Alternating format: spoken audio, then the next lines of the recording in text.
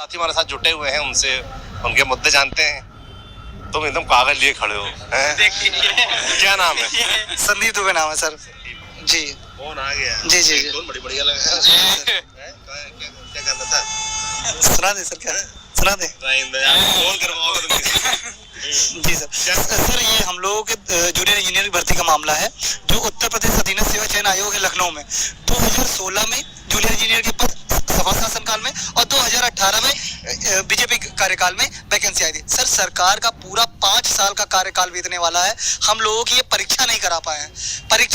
Sir एक लड़का जो डिप्लोमा करता है वो मध्यम परिवार का होता है, ठीक, डिप्लोमा करके सर हमने गवर्नमेंट पॉलिटेक्निक बहराइच से पढ़ाई की सर। फिर उसके बाद तैयारी करने के लिए सर पापा सूत मिल में काम करते थे, कंपनी 2015 में बंद हो गई, जमीन बेच के सर इलाहाबाद की तैयारी की। सर आज 5 साल हो गया तैयारी करते हुए, इन्होंने परीक्षा नहीं कराई सर। हम लोग डिप्लोमा से हैं और डिप्लोमा कैंडिडेट हाई स्कूल के बाद करता है सर, उसके बाद और कोई फॉर्म भर ही नहीं सकता सर क्योंकि हाई स्कूल होता है और हम लोग ना ग्रेजुएशन में गिने जाते हैं, बस हम लोग का डिप्लोमा माना जाता है। हम सिविल इंजीनियरिंग से तो हम लोग सिविल इंजीनियरिंग का फॉर्म भर सकते हैं और कोई फॉर्म नहीं भर सकते क्योंकि और हर ये 4 महीने बाद परीक्षा लगा देते थे। 16 वाली परीक्षा पहले जो डेट आई थी वो 21 मई 2017 में होनी थी। उसके बाद सर सरकार बदली, आयोग भंग हुआ, 18 में आयोग बना, 18 में 2-4 पद की वैकेंसी निकाली लेकिन कहीं नामो निशान नहीं। 18 सर पूरा बीता, फिर 19 नवंबर में इन्होंने एग्जामिनेशन डेट दिया। हम लोग इंतजार करते गए सर, फिर भी नहीं कराया। फिर हम लोग सर फाइनली कोर्ट में गए, कोर्ट ने अक्टूबर में आयोग ने कहा कि हम परीक्षा करा लेंगे, उसके बाद कोर्ट की भी बात नहीं मानी सर। हम लोग 10-10 रुपए 20-20 रुपए सब लड़के कलेक्शन करके कोर्ट गए। हम आपको लिस्ट दे देते, सारे मंत्रियों से मिले। मैं आपसे बता देता हूँ। हाँ जी, बात होती है कि खाली जाकर चिट्ठी सौ बातें हो? नहीं, सब कुछ बात होती है। जैसे अगर मैं बात करूँ सही मंत्रियों में तो ब्रजेश पाठक, उन्होंने थोड़ा बहुत हम लोगों का सहयोग किया। जयप्रकाश मिश्रा जी जो स्वास्थ्य मंत्री हैं, उन्होंने भी एक बार आयोग के चेयरमैन प्रवीण कुमार जी से बात की, ठीक है। नहीं शायद पहले थे ठाकुर साहब। ब्राह्मणों का नाम खराब हो रहा है।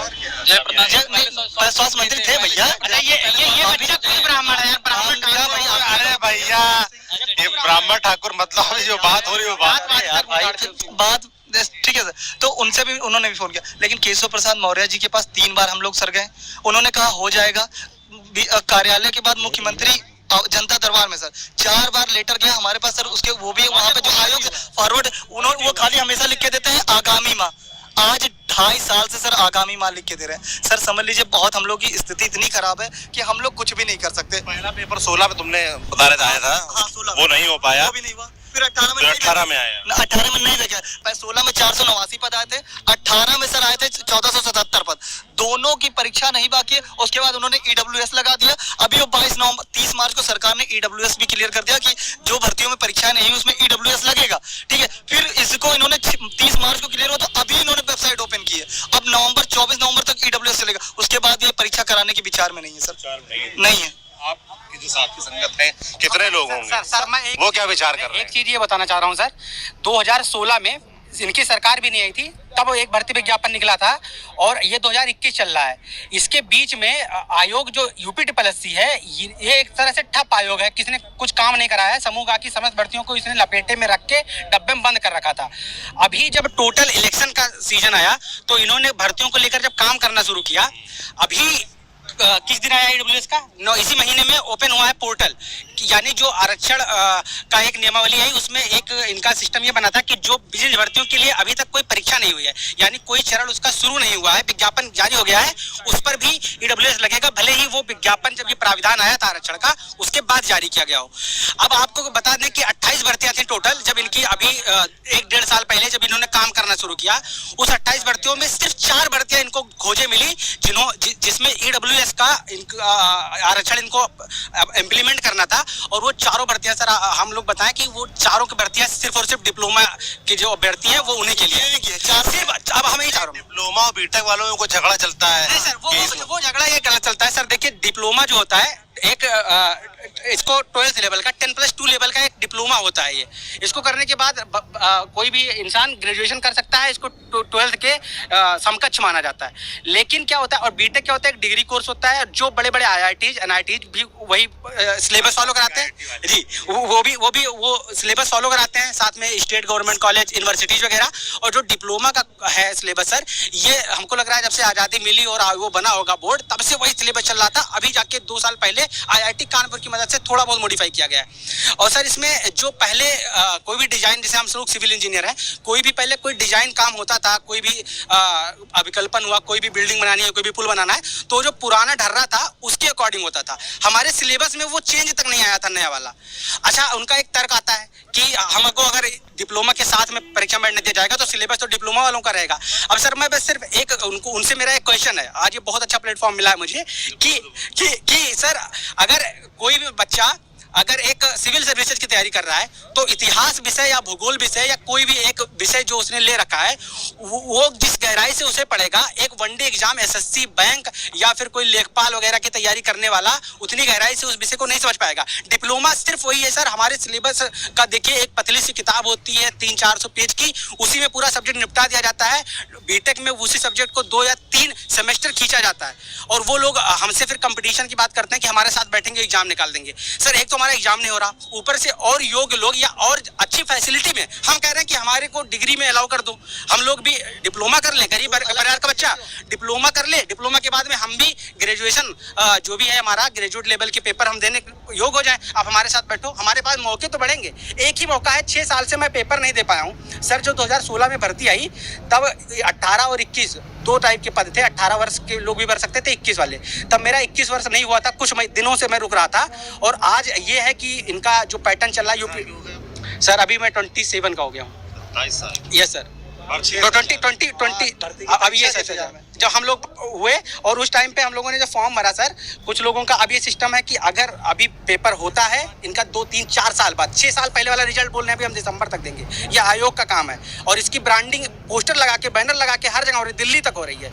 अब सोचिए सर, आप ये सोचिए सर कि अगर ये पेपर इनका 2016 से लेकर 2018 तक, ये देखिए इतने पद इन्होंने बढ़ा रखे हैं, ये आवेदन लेके, और ये देखिए 16-18 और सर जो उनका रिजल्ट का पैटर्न है सर जो इनका रिजल्ट का पैटर्न है, नहीं सर जो रिजल्ट का पैटर्न है, अब ये अगर आज पेपर होता है हमारा 2-3 साल बाद रिजल्ट दे रहे हैं, 2016 का रिजल्ट आज तक इनका अभी तक आया नहीं है, आ ही रहा है लगातार। तो आज का अगर ये रिजल्ट हमारी भर्ती प्रक्रिया का दे भी देते हैं और अगर मेरा उसमें सिलेक्शन ना हो तो इसके बाद में जो ये अगली बार निकालेंगे 2-3 साल बाद, उसमें मैं ओवर एज हो जाऊंगा। यानी मेरे पास यही एक मौका है और ये पेपर के लिए मैं 6 साल से बैठा हूँ। तय होना चाहिए भाई, ये भर्ती इस समय आएगी, इतने समय में हो जाएगी पूरी, और चुनाव टाइम नहीं आएगी। और एक चीज और, 2012 से जब तक हम 16 में हम लोग पास हुए, 2017 तक अखिलेश यादव जी के शासनकाल में लगभग 10,000 इंजीनियर उत्तर प्रदेश के अंदर भरे गए थे।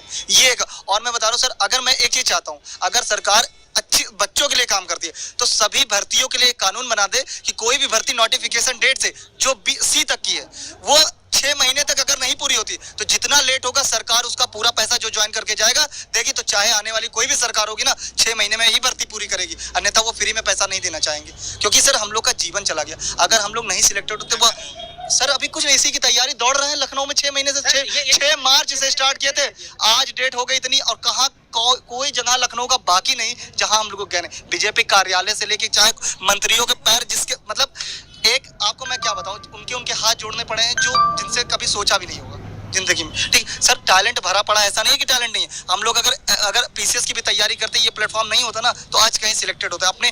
जो मान लो ये कोई भर्ती लेट हो रही है ना, उसकी वो भर्ती नहीं हो पा रही है, इतना साल समय गुजर गया, तो प्लान भी नहीं रहता कुछ।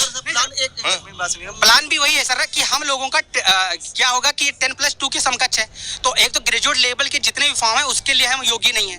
अब साथ में जो ये यूपी के हैं, जैसे सर एसएससी हो गया, वो उसका अलग पैटर्न है, और जो एक यूपी का बच्चा है हिंदी मीडियम से पढ़ा हुआ, यूपी बोर्ड हिंदी मीडियम से चलता है, हम लोगों की जो परीक्षाएं होती हैं यूपी SSC समूह गा की भर्तियां कराता है। अब जो 10+2 वाला बच्चा है वो समूह गा की भर्तियों के लिए होगा ना।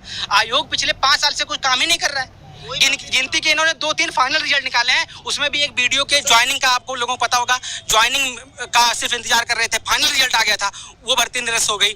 जल निगम की एक भर्ती हुई, उसमें क्या हुआ, 3 साल नौकरी कर देने के बाद लोगों को निकाल दिया गया। ये घोटाला पकड़ा जा रहा है। पहले क्या था, भर्तियां होती हैं, पेपर लीक हो जाता है, कुल मिला के ये जब आयोग नहीं काम कर रहा। अच्छा सर, ये चीज बुरी तब लगती है जब रोज जो इनका आंकड़ा बनता है 4.5 लाख से 5 लाख 6 लाख ऐसे 1.5 लाख 2 लाख बढ़ता जा रहा है, और हम लोग ढूंढते। आपका ये आज ट्विटर पे एक ट्वीट देखा इतने लोग इकट्ठा हो गए और इनका ये पूरा, हमको पता चला ये जगह मिल गई, इनका पूरा बैनर में होता है कि नौकरियां मिल रही हैं, लगातार मिल रही हैं, और ये स्वर्णिम युग इनके अनुसार है, इनके अनुसार ये स्वर्णिम युग है, भाजपा के अनुसार ये स्वर्णिम युग है नौकरियों के लिए, सरकारी नौकरियों के लिए। खोजे से सर वो कमरा बता दें जहां पर गुप्त रूप से नौकरियां दी जा रही हैं, हम भी जाके ले लेंगे। एक और मैं बता दूं, नमामि गंगे प्रोजेक्ट के अंतर्गत, ठीक है, इन्होंने क्या किया, संविदा में इंजीनियर बनना चालू किया। अब सेवा रोजगार योजना कार्यालय, उस पे वेबसाइट पे जब इनका ये फॉर्म आता है तो वेबसाइटें नहीं चलती, और उधर से भर्तियां भी हो गई, और ये लोग शिकायत कर रहे थे भर्तियां हो गई कि फॉर्म अटक जाता है। अब ये बताइए, और 22 लाख लोग पेट का फॉर्म भरे, अगर सरकार ने अब भी उत्तर प्रदेश अधीनस्थ सेवा चयन आयोग को नहीं ध्यान दिया, 2016 की भर्ती की ज्वाइनिंग अब भेज रहे हैं, अबकारी का भी चल रहा है डॉक्यूमेंट वेरिफिकेशन, तो ये समझ लिए 22 लाख परिवार है, अब हर लड़के का परिवार, जब मैं कहूंगा तभी मेरे मम्मी पापा वहीं वोट देंगे, तो ये हाँ ये रियलिटी है, क्योंकि अगर उनके घर का वोट पड़ता है इन मुद्दों पर। हाँ, अगर उन लड़कों का भविष्य ही नहीं तो अरे कहाँ नहीं पड़ता, हमारे घर का घर के बड़े हैं, हमारे पिताजी, हम घर के बड़े हैं।